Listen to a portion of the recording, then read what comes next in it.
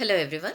Let's review Shlokas 160 and 161 in Lalitha Sahasranamam. Gambhīrā gaganāntaḥsthā garvitā gānalolupā kalpanārahitā kāśhṭhā kāntārdha vigrahā kāryakāraṇa nirmuktā kāmakeḻi taraṅgitā kanat-kanakatāṭaṅkā līlāvigraha dhāriṇī. Let's take a look at the meanings of the namas in these shlokas. The first nama here is gambhīrā. Gambhīrā means one who is deep. The depth cannot be something that can be easily measured or understood. So for example, if we go to the ocean, what we see at the top of the ocean, we cannot tell how deep the ocean goes, right? So it is unfathomable. The depth cannot be instantly understood or measured. And therefore, as gambhīrā, she is one who is deep. Gaganāntaḥsthā can be split as gaganāntaḥsthā. Gaganam means sky. Anta can be thought of in two ways. Anta could be the limit or the extent, or anta could also be in, antara, in. It could be thought of it that way. Stha means standing. In this particular case, residing. So she is residing at the limit of the sky is one way to look at it. So when you combine it with the gambhīrā and gaganāntaḥsthā, you can see she is deep and we cannot measure that, and she is residing all the way up to the limit of the sky. So between the two, you can see that she is completely unfathomable. And also we know that God stood as a pillar of light, right? Adiyum antamum illa arutperum jodi. In Tamil, they say there is no start or end for that pillar of light. So gambhīrā and gaganāntaḥsthā together tell us that she is unfathomable and she has no start or limit. So, or her limit is extending up to the top that we cannot quite comprehend. That is one way to look at it. Gaganam, as we see, we said is sky. So in one way we can look at, we can think of it as the sky that we see, which is one of the five elements, the Panchabhutam. But there are also two other skies. One is called as dharakāṣam, and this is the sky that is inside our heart. So the general principle is that whatever we see outside, the same thing is residing inside us. So dharakāṣam is the sky within us. And the sky that we see in the manifest world, is, you can think of it as the sky that we see, one of the Panchabhutams. And there is a supreme expanse, the one that created this sky, and that is called as Parakāṣam. And she is someone who resides in all of this. Therefore, she is also residing in the middle of all of this. So that is another way to look at it. The next nama here is garvitā.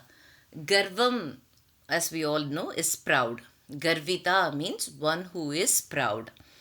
But in this context, it doesn't mean that she is proud. Obviously, there are so many things, like the creation of the universe is no small feat. So therefore, is something that can definitely be proud of. But the garvitā here, the inner meaning of that is when dissolution happens or pralayam happens, all the things get sucked into that ultimate reality. There is only that ultimate reality that resides. So for each one of us, we all have what is called as aham. Aham means I. So that is the small I that's associated with our consciousness.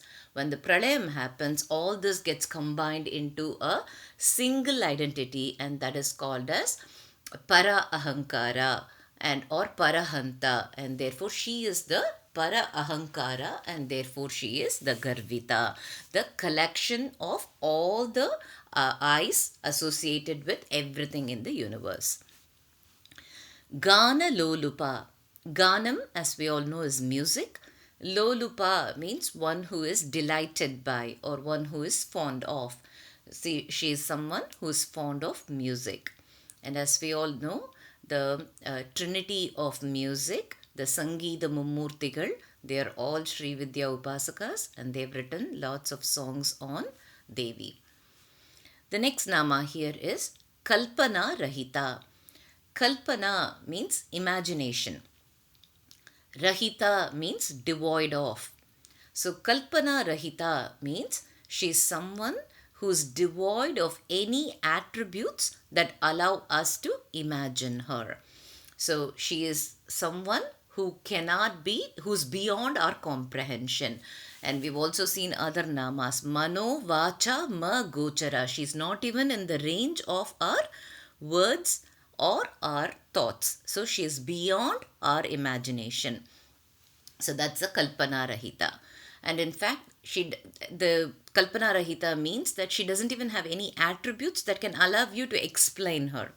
So for example, if you have a friend who's never tasted gulab jamun, for example, right, and they're asking you what is gulab jamun, and let's say they're somewhere from a western country and they're familiar with donuts, you would then explain it to them as a gulab jamun is like a donut. It is a ball that is sweet and then it is dipped in sugar syrup. So you might say it's like a donut dipped in sugar syrup.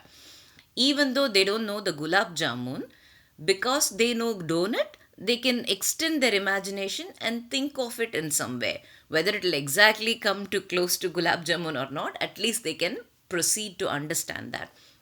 But Lalitha is one who does not even have any such attribute. So you can't explain her or relate her or equate her to something you know so that you can start to understand her. And the only way for us to be able to understand Lalitha is through experience. So we cannot actually, that is not understanding, it is the experience that allows her to come to know her. So no matter how much words we put in, let's say you want to describe how sweet honey tastes or how sweet grapes taste, even if you have tasted it, it is very hard to explain the words with words to someone who's never tasted it and for them to come to appreciate the exact taste of it. So the only way to do that is to actually consume the honey and grapes to find out for yourself how it tastes. Similarly, she is one where only through experience we can come to know about her. The next nama here is kāśhṭhā. Kāśhṭhā means aim or goal. She is the goal for everyone. Reaching her is the final destination because that means the end of cycle of birth and death. Kāśhṭhā is also a unit of time. Actually, about 4 to 5 seconds is called as kāśhṭhā. So she is also a unit of time. You can think of it that way. Akāntā. So the nama here is really Akāntā and not kāntā. Akāntā can be split as Akāntā. Aka means sins, papam. Anta means destroying, putting an end to. So as Akāntā, she is someone who destroys all our sins.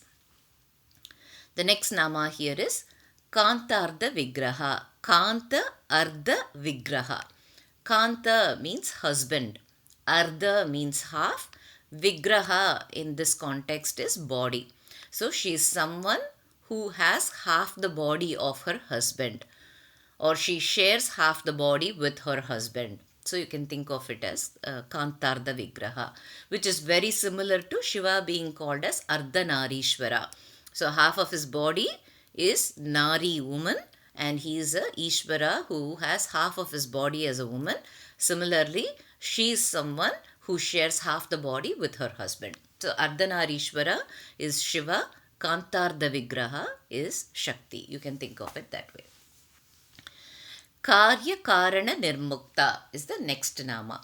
Karyam, as we all know, always means some work. Even in colloquially, whether you speak Tamil, Telugu, karyam means some work, right? So karyam is always a outcome of the work that we do. So that is what is karyam, a result or an outcome or an effect. Kāranam means the cause. So kāryakāraṇa means cause and effect. Nirmuktā means free from or liberated from. So kāryakāraṇa nirmuktā means she is liberated from cause and effect. So you can see in this entire world, everything has a cause and effect, right? So if there is a painting, then the painting is the effect and it was the result of a painter painting it. So the painting is the karyam and the Karanam was the painter. So like that, for everything there is always a reason, but she is the ultimate reality who manifested into everything, and she is the one who is the result of everything, and she is the one who is the reason of everything. And because of her being both, she is devoid from both. Therefore, kāryakāraṇa nirmuktā means one who is liberated from the cause and effect. Another way to think of this kāryakāraṇa, cause and effect, is nothing but karma, right? Everything that we do has a certain effect. If we do good, we reap good. If we do bad, then we have to face the consequences of it. And so you can think of it also as she is free from karma. Kāmakeḻi taraṅgitā is the next nama. Kama means desire. Keļi means play or a sport. Taraṅgitā, there are two ways to look at taraṅgitā. One meaning could be overflowing. So kāmakeļi taraṅgitā could be interpreted as overflowing with desire and playfulness. We all can see Lalitha itself means playing. Lalatam means to play. And therefore kāmakeļi taraṅgitā, she is overflowing with desire and playfulness. That's one way to look at it. Taraṅgitā, another way to look at it, tarangam means wave. A wave is something that propagates. Therefore, taraṅgitā can be thought of as one who propagates. Kāmakeļi taraṅgitā means one who propagates out of her own desire and for her own fun. So, this entire universe, the reason for the manifestation of the entire universe is that ultimate reality, out of its own will, for its own fun, decided to be many. So the Taittiriya Upanishad says, the ultimate being looked around and said, Bahusyam prajayaye, let me be many, let me propagate. So out of its own will and for its own pleasure, it's propagating. And Lalitha is the ultimate reality, and therefore kāmakeļi taraṅgitā, she is manifesting into all the forms for out of her own will and for her own pleasure. Kanat-kanakatāṭaṅkā. Kanat means shining. Kanaka means gold. Tāṭaṅgam means earrings. So kanat-kanakatāṭaṅkā means one who is wearing shining gold earrings. So in Saundarya Lahari, Adi Shankaracharya says, there is a particular verse where he says that Brahma, Indra, everybody all had the amritam that came out of the churning of the milk ocean. As you all remember, that was the whole goal of churning the milk ocean. And when the amritam was obtained, it was given to all the devas.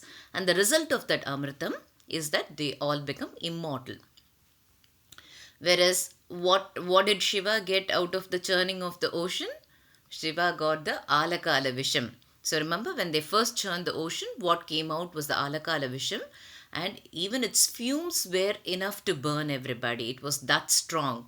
When devas didn't know what to do, they all reached out to Shiva for help, and Shiva consumed the alakala visham. So ideally, if somebody takes poison, then they would die. But Shiva is considered to be eternal.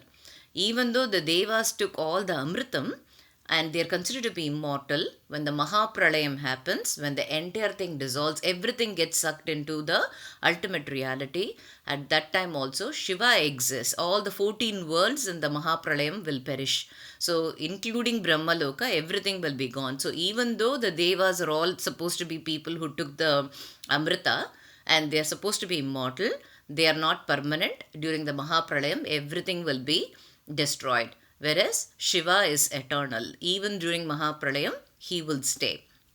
And Adi Shankaracharya says, the reason why Shiva is eternal, even after consuming that alakala visham, is her tāṭaṅga mahima. Because of the earrings and the auspiciousness of her earrings is what gives Shiva his eternity. So that's what Saundarya Lahari says. That's how auspicious her earrings are. And we all know, in general, a Sumangali always wears her earrings. It's supposed to be very, very auspicious for a Sumangali. And if you look at Devi's earrings, In Lalitha Sahasranamam itself, it says, Tāṭaṅga yugalībhūta tapanodupa mandala.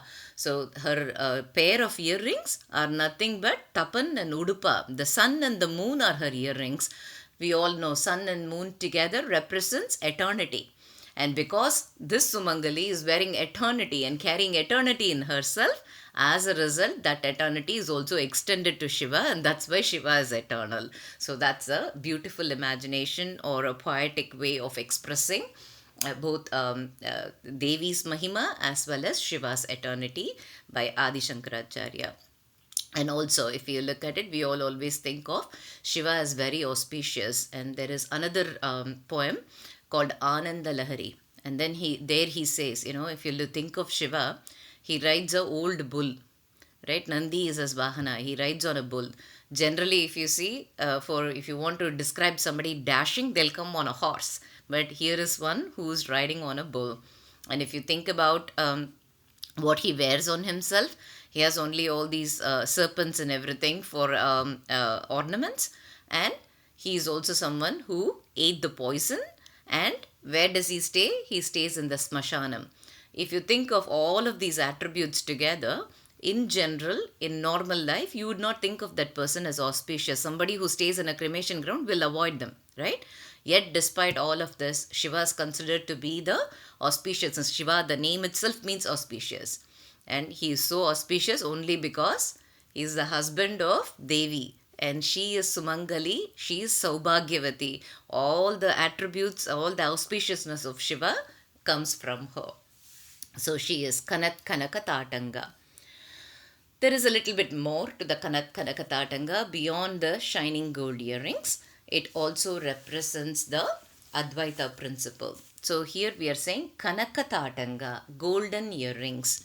So the earring that is made out of gold. And if you look at it, in this world, everything we classify as nama rupam, form and function. So based on the form and function, we give it a name, and then we start looking at it by the name that we gave, and that's how we treat it, and we forget the underlying essence of it. So that is the meaning here. So for example, if earrings, whatever we are wearing in the ear, we call it earrings.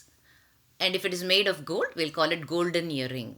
If the same thing, we make something to wear in our wrist, then we'll call it as bangle, golden bangle.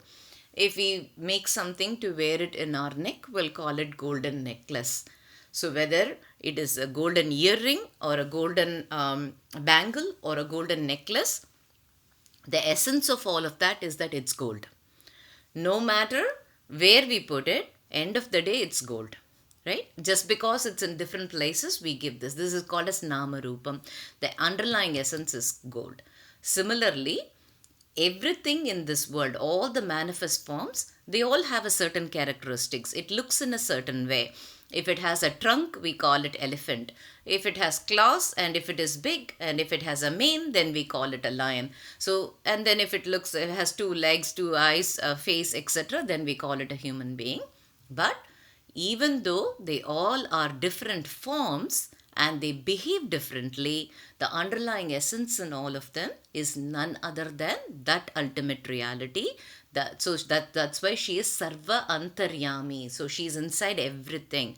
So this is a metaphor to her being that ultimate reality where she is both the creator and the creation, and she is essence of everything. So the kanakatāṭaṅkā represents how, even though the earrings may be made of gold, we call them golden earrings, the underlying essence is nothing other than gold. So this also represents that Advaita principle. It is not 2, it is only 1, and she is the underlying essence of everything that is in this universe. Līlāvigraha dhāriṇī. Līlā means play or sport. Vigraham, in this context, you can think of it as form or shape.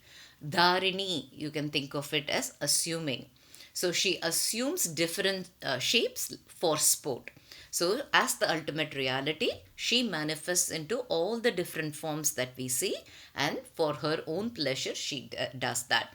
And also, it is like a child's play for her. Just in a blink of an eye, she can create all the different universes. And therefore, It is also like a child's play. She assumes or creates all these different forms that you see manifest in the universe. With that, we have looked at all the namas in this two shlokas. Let's look at a short story related to the nama kāntārdha vigraha. Kāntārdha vigraha means half the body of her husband. So once Sage Narada visited Kailasa. So when he visited Kailasa, Shiva had gone out somewhere. So only Parvati was there.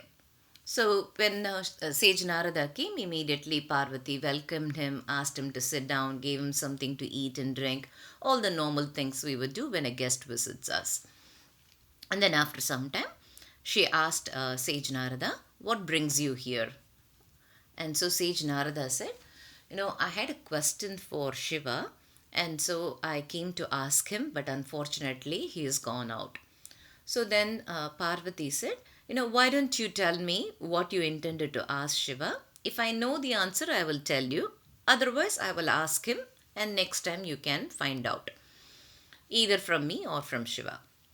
So then Sage Narada said, I was always curious, why is Shiva wearing a garland of skulls around his neck? Why is he doing that? The mundmala. Why is he doing that? And so Parvati, when she heard that, was a bit surprised.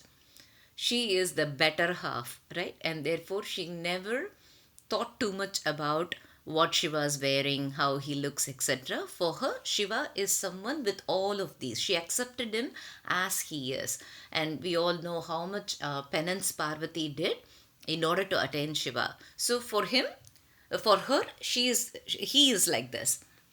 And therefore, she never thought about why is he wearing this, why is he doing this, why is he behaving this way. These are all things that never even occurred to her. So Parvati was a bit surprised and she said, interesting, I've never thought about it. I also don't know why he wears this garland of skulls. So when he comes, I will ask him. And as we all know, whenever Narada asks a question, he is always stirring the pot. He is always up to something. So he had very effectively started the beginning of that, and then he said, thank you, Devi, and then he left on his way. After some time, Shiva came back, and so after he got some time to rest, Parvati was sitting next to him, and she said, Sage Narada came today. As soon as Shiva heard that, he was thinking, oh gosh, now what has he started? But he said, okay, what is it? What did he want? And then Parvati said, he was curious why you're wearing a mundmala, the garland of skulls around your neck. And I also have never thought about it. And now I'm also curious, why are you wearing that, Shiva? And then Shiva said, oh, okay. I'm wearing this garland of skulls represents the birth that you take, Parvati. So every time you take birth, I add one skull to my garland, and that's what it represents. So then Parvati was a bit curious, and she said, that is a very interesting thing. I never knew that you add one skull every time I take a birth. But Shiva, is it true that I'm your half? And then Shiva was a bit surprised. He said, yeah, everybody calls me Ardhanarishvara. You and I are two halves of a whole. So why are you now asking me this question? And then she said, if you and I are two halves of a whole, how is it that only I take birth every time and you never take birth? You're immortal, and how is that? Shouldn't the same rule apply to both of us? Why should I alone take birth every time? Now Shiva thought, okay, this is the kalakam that Narada has started. And then Shiva said, Parvati, the reason I never take birth is because, and I'm immortal, is because I know Amar Katha. Amar means immortality. Katha means story. So he says, I know the Amar Katha, and that's why I'm not taking birth, and therefore I'm not subject to death as well. I'm immortal. So Parvati was now curious. What is this Amar Katha? And can you please tell me? And we've seen there are lots of tantras where it is Shiva giving the secrets of the universe to Parvati. So these are all called as Yamala, the conversation just between the two of them. And Parvati is always very kind. She likes to ask all these questions to Shiva. Therefore, they will get some knowledge which then will propagate, and all her children, all of us, will benefit from that. So she's always asking all these questions. But this time, Shiva said, oh, that Amarkatha is an extreme secret of the universe. Nobody can hear that. I cannot divulge that secret. Therefore, Parvati, I cannot tell you the Amarkatha. Now, Parvati was very upset. And so she didn't ask anything. She didn't say anything. But you all know she is upset now. So she is going about being upset, and she's saying, yeah, you talk big and you say I'm half of you and we both are two halves of a whole. All these great words. But then when I ask you about Amarkatha, you're keeping secrets from me. If you're two halves of a whole, how would you keep secrets from me? So she is very upset, and she's not even talking to Shiva. She is always angry. She's turning and not paying attention to Shiva and all that. After some time, Shiva saw this, and he thought, she's going to stay upset if I don't tell her this Amarkatha. Therefore, I should tell her Amarkatha. Therefore, then he calls Parvati, and she says, Parvati, I will tell you the Amarkatha. You seem very upset that I'm holding secrets from you. I don't want to hold secrets from you. I will tell you. But this is a very potent story. Anybody who hears the story will also become immortal. And therefore, I have to tell this to you in a place where nobody is there. Only the two of us have to be there. So I can't do that in Kailasa with so many people around. So you have to travel with me. I'll take you to a separate place, and then there we can go to a secret place, and then I'll tell you the Amarkatha. So then Parvati was happy. Now he's going to tell the story. Yeah, if you have to go to a secret place, let's go. So Parvati and Shiva started towards a secret place. And then Ganesha was there in Kailasa. He immediately said, where are you both going? I also want to come. So they said, okay, fine, you also come. So Parvati, Shiva and Ganesha sat on Nandi, their bull, Nandi Vahana. So they went towards a secret place. And after a certain time, after they had traveled a certain distance, Shiva said, beyond this point, Nandi cannot come. So Nandi, you please stay here. So then they left Nandi. And then from that point on, now they had to walk towards that secret place. So Shiva, Parvati and Ganesha were walking towards that secret place. And obviously, when we say Shiva on his Jatamudi also carries Chandra, and there is also Ganga. So these are all also people who are traveling. And in his third eye, there is Agni. So all of these people are also going. So at a certain point, Shiva says, Moon, Chandra, you have to stay back. You can't come anymore with me. So they leave Chandra there. And then they keep walking further. And then at a certain point, there is also snakes on his neck, right? So therefore, he leaves the serpent there. And he says, you can't come any more beyond this. And now they're all going. And then they have Ganesha is still coming with them. At a certain point, Shiva says, Ganesha, you can't come any more beyond that, so you stay back here. And then they go further, and still Ganga and Agni are there. So he leaves Ganga and Agni and everybody. And finally, only Shiva and Parvati go, and they go to a cave. So Shiva immediately looks for a good place, and it's a nice cave, and it's a very small one. So he says, this could be a great place for me to talk about the Amarkatha. He wants to make sure that there is nothing in that cave. So he turns around and sees Parvati is very tired. It's been a long walk. So immediately Shiva takes his deer skin, throws it on the floor, and he says, Parvati, you sit down here. And then he makes sure he destroys everything else in the cave so that there is no chance of anybody overhearing this story he's about to tell Parvati.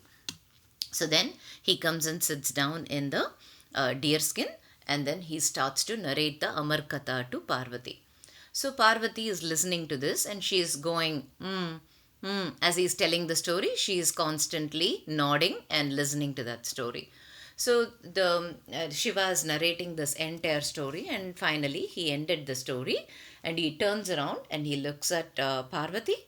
Parvati had slept off. She was very tired. So she had slept off. Then Shiva is surprised. Until the end, he kept hearing that hum noise. So then who was following along if Parvati slept off? And he looks around and he sees that there are two pigeons. What happened was that when Shiva threw the deer skin on the floor, there were two pigeon eggs that were about to hatch. And because they were protected by the deer skin, when Shiva destroyed everything around the cave, these two did not get destroyed. And as he started the story, these two pigeons hatched. And therefore, now they've heard the entire story of Amarkatha. So as soon as Shiva found that, he realized, if this goes out, then this is going to be very dangerous. And therefore Shiva immediately took his Trishul and wanted to kill the two pigeons. The two pigeons immediately prayed to Shiva and they said, Shiva, it is wrong of us to have heard, but what to do? The situation is such that we heard the story. But if you now kill us, then you're invalidating the Amarkatha story. You said anybody who hears it should be immortal. But now if you kill us, then that means that even if you hear Amarkatha, you can't be immortal. So that negates it. So please take pity on us and do not kill us. So Shiva understood the logic behind that argument and therefore he did not kill them and he left them in that cave and he also stayed along with them in that cave and Parvati also stayed there. And today we all know those caves as Amarnath caves. Amarnath caves is in Jammu Kashmir and it is a long trek to get there. And it is only available to go there during certain periods of the year, only during summer season. So it's at a very high altitude. And the place where the trekking for Amarnath or Yatra starts, the Yatra starts from a place called Pahalgam. And this is the place where Shiva left the Nandi. So it goes from Pahalgam. And then it goes to Chandanwari. Chandanwari is where Shiva left the moon. And then it goes to Lake Sheshnag. That's where he left the serpent. And then it goes to Mahagun Parbat, which is where he left Ganesha. And then it goes to Panchtarini.